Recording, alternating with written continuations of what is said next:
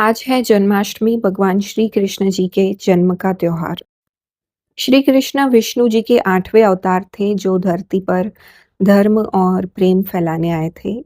कथा के अनुसार मथुरा में उनके मामा कंस का बहुत अत्याचार था। एक भविष्यवाणी हुई थी कि कंस का अंत कृष्ण करेंगे। इसीलिए कंस ने उनके माता-पिता को कैद कर लिया था।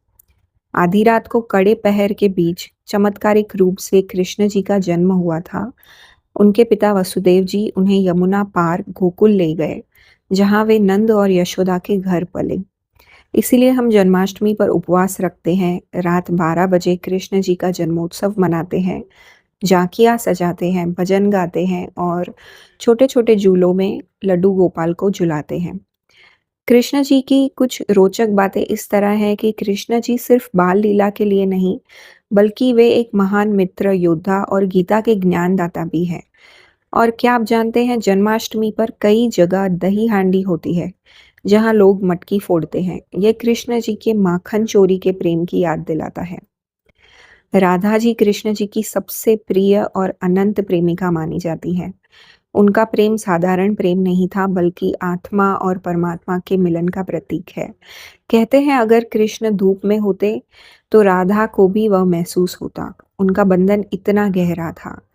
इसीलिए हम हमेशा राधे कृष्ण कहते हैं, कृष्ण राधे नहीं, क्योंकि स्वयं कृष्ण जी भी मानते थे कि राधा का नाम पहले आना चाहिए।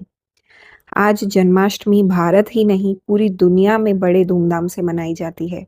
मथुरा, वृंदावन और इस्कॉन मंदिरों में मध्य रात्रि आरती, भजन कीर्तन, दही हांडी और प्रसाद बांटकर लोग इस दिन को खास बनाते हैं।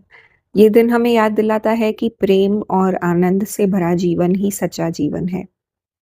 मेरी सीरीज़ के एपिसोड नंबर 56 के लिए मैंने ये लुक का ट्यूटोरियल बनाना प्रेफ़र किया, क्योंकि ये लुक सिर्फ़ सजने-संवरने के लिए नहीं है, बल्कि श्री कृष्ण और राधा रानी के प्रति हमारे प्रेम और श्रद्धा का एक छोटा-सा रूप है। आज की युवा पीढ़ी भी उनकी कहानियों, उनकी भक्ति और उनके प्रेम से गहराई से प्रेरित होती है। ख़ासकर लड़कियाँ राधा रानी के रूप और सौंदर्य को अपनाकर अपने मन में उनकी पवित्रता और कृपा को महसूस करती हैं।